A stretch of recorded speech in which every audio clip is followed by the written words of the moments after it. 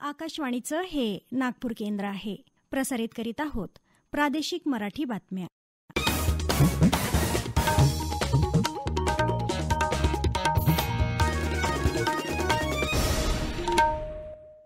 आकाशवाणी नागपूर.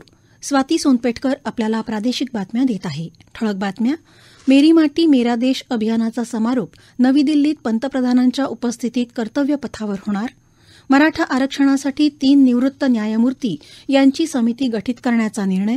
मराठा बांधवांनी टोकाचं पाऊल न उचलण्याचं मुख्यमंत्री एकनाथ शिंदे यांचं आवाहन.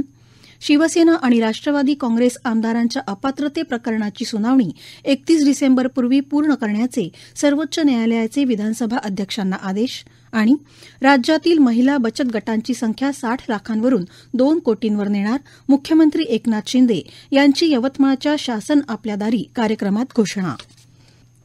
मेरी माटी मेरा देश अभियानांतर्गत अमृत कलश यात्रेचा उद्या नवी दिल्लीत समारोप होणार आहे.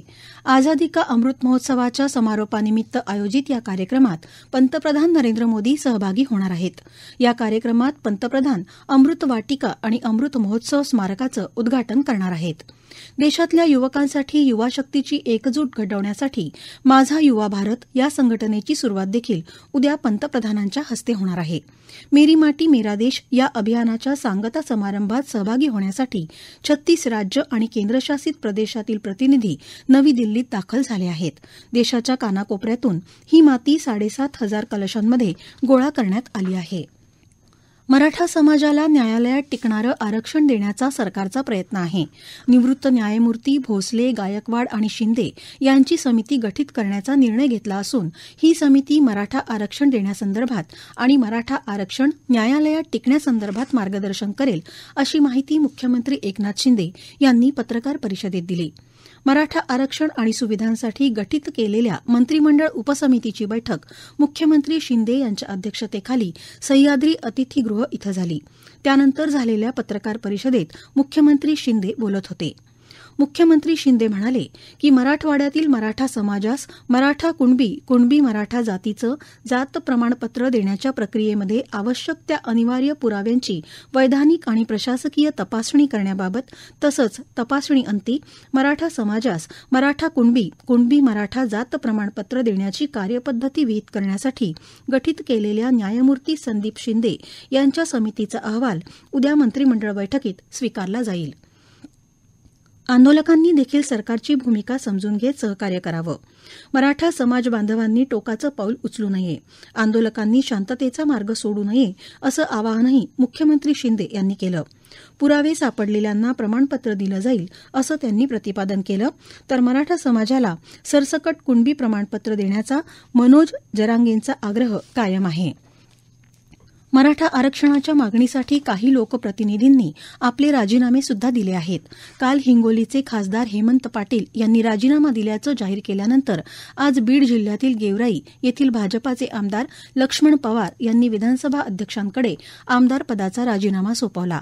दरम्यान मराठा आंदोलनानं काही ठिकाणी हिंसक वळण घेतल्यानं मराठवाड्यातील काही बस आगारातून कमी फेऱ्या सोडल्या जात असून जालना बस आगारातून बस वाहतूक बंद करण्यात आली आहे. दरम्यान बीडच्या माजलगाव येथील नगरपालिका कार्यालयावर देखील आंदोलकांनी दगडफेक केली असून तिथं आग लावण्यात आली आहे.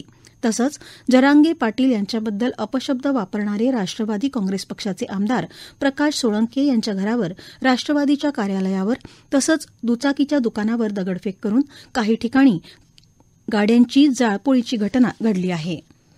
शिवसेना आणि राष्ट्रवादी काँग्रेसच्या आमदारांच्या अपात्रता प्रकरणाची सुनावणी 31 डिसेंबरपूर्वी विधानसभा अध्यक्षांनी पूर्ण करावी असे आदेश सर्वोच्च न्यायालयानं आज दिले.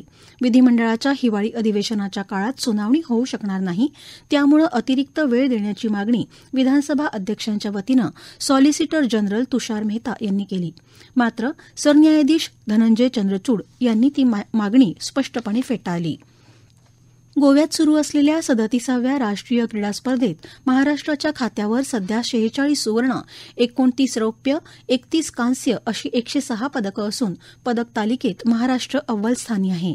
काल पिंचक सिलॅट क्रीडा प्रकारात भक्ती किल्लेदारनं सुवर्ण पदक तर अनुज सरनाईक आणि ओमकार अभंग यांनी रौप्य पदकं पटकावली.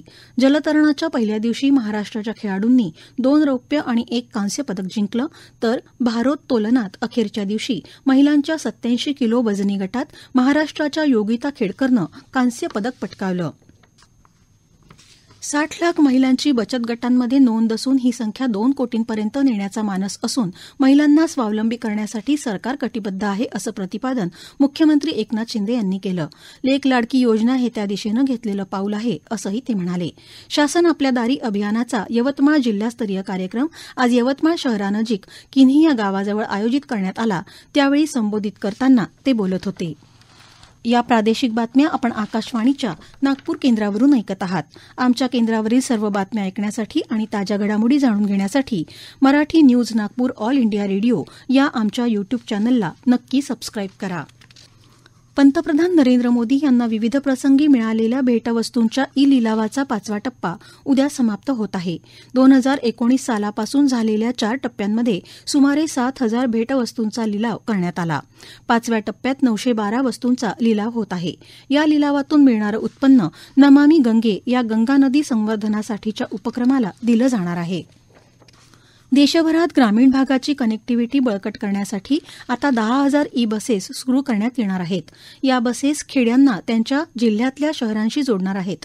या बसेसमुळे 50,000हून अधिक रोजगार निर्मिती होण्याची शक्यता असल्याचं रस्ते परिवहन विभागाच्या अधिकाऱ्यांनी सांगितलं. पीएम ई-बस सेवा योजनेअंतर्गत पहिल्या टप्प्यात 29 शहरांना जोडलं जाईल. या योजनेसाठी 57,613 कोटी रुपयांची तरतूद करण्यात आली आहे. यंदाच्या दक्षता जनजागृती सप्ताहाला आजपासून सुरुवात झाली. भ्रष्टाचाराला नकार, देशाप्रती वचनबद्धता अशी यंदाची संकल्पना आहे. 31 ऑक्टोबरला असणाऱ्या सरदार वल्लभभाई पटेलांच्या जयंतीचं औचित्य साधून हा सप्ताह दरवर्षी पाळला जातो. या निमित्तानं विविध कार्यालयं आणि विभागांमधल्या कर्मचाऱ्यांना सत्यनिष्ठतेची शपथ दिली जाते. आकाशवाणीच्या आवारातही आज कर्मचारी आणि अधिकाऱ्यांनी सत्यनिष्ठेची शपथ घेतली. नागरिकांच्या सहभागातून एकता आणि सत्यनिष्ठेला समर्थन देण्याबद्दलची वचनबद्धता या सप्ताहातल्या कार्यक्रमांमधून दृढ केली जाते. भ्रष्टाचाराविरोधात सक्षम मानसिकता तयार करण्यासाठी केंद्रीय दक्षता आयोगातर्फे या सप्ताहात विविध कार्यक्रमांचं आयोजन केलं जातं. चंद्रपूर जिल्ह्यातील 6 विधानसभा मतदारसंघात 18,02,811 मतदार आहेत.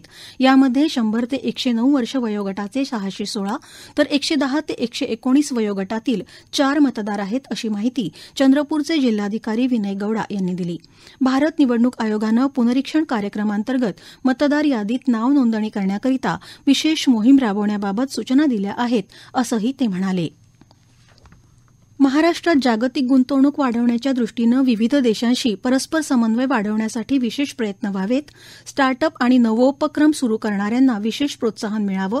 गुंतवणूकदारांना आकर्षित करण्यासाठी मॅग्नेटिक महाराष्ट्र उपक्रम अधिक व्यापकपणे आणि नियोजनबद्ध पद्धतीनं राबवावा, असे निर्देश विधान परिषदेच्या उपसभापती डॉ. नीलम गोऱ्हे यांनी उद्योग विभागाला दिले आहेत. आगामी हिवाळी अधिवेशनाच्या सुरुवातीला नागपूर इथं महिला उद्योजकांना व्यासपीठ मिळवण्याच्या दृष्टीनं नियोजन करावं आणि त्यात महाराष्ट्र उद्योग क्षेत्रात करत असलेल्या प्रगतीचा आढावा प्रदर्शनाच्या माध्यमातून घ्यावा, अशा सूचनाही त्यांनी केल्या. उपसभापती डॉ. गोऱ्हे यांनी विधानभवनात भारत आणि विविध देशांतील व्यापार उद्योगास चालना देण्याच्या अनुषंगानं बैठक आयोजित केली होती. त्यावेळी त्या बोलत होत्या. या बैठकीत उद्योगाशी निगडीत असणाऱ्या उद्योजकांच्या विविध संस्था आणि उद्योग विभागांमध्ये समन्वय साधून व्यवसाय वाढीच्या दृष्टीनं प्रयत्न व्हावा, या अनुषंगानं चर्चा झाली. या आठवड्यात नागपूरसह विदर्भात हवामान कोरडं राहणार असल्याचा अंदाज हवामान खात्यातर्फे व्यक्त करण्यात आला आहे. याशिवाय पहाटे आणि रात्री तापमान घट होत असल्याची नोंद करण्यात आली आहे. ब्रिटिश सत्तेविरुद्ध 1878 ते 1889 या काळात लढा पुकारणारे आदिवासी वीर तंट्या भिल्ल यांचा गौरवपूर्ण उल्लेख पंतप्रधान नरेंद्र मोदी यांनी कालच्या मन की बातमध्ये केला होता. ब्रिटिश सरकार आणि स्थानिक सावकार मालगुजारांविरोधात सशस्त्र लढा देणारे तंट्या भिल्ल यांना महाराष्ट्र आणि मध्य प्रदेशच्या सीमावर्ती प्रदेशात मोठा जनाधार मिळाला होता. शेवटी पुन्हा काही ठळक बातम्या. मेरी माटी मेरा देश अभियानाचा समारोप नवी दिल्लीत पंतप्रधानांच्या उपस्थितीत कर्तव्यपथावर होणार. मराठा आरक्षणासाठी 3 निवृत्त न्यायमूर्ती यांची समिती गठीत करण्याचा निर्णय. मराठा बांधवांनी टोकाचं पाऊल न उचलण्याचं मुख्यमंत्री एकनाथ शिंदे यांचं आवाहन. शिवसेना आणि राष्ट्रवादी काँग्रेस आमदारांच्या अपात्रते प्रकरणाची सुनावणी 31 डिसेंबरपूर्वी पूर्ण करण्याचे सर्वोच्च न्यायालयाचे विधानसभा अध्यक्षांना आदेश. आणि राज्यातील महिला बचत गटांची संख्या 60 लाखांवरून 2 कोटींवर नेणार. मुख्यमंत्री एकनाथ शिंदे यांची यवतमाळच्या शासन आपल्या दारी कार्यक्रमात घोषणा. याबरोबरच हे प्रादेशिक बातमीपत्र संपलं. नमस्कार.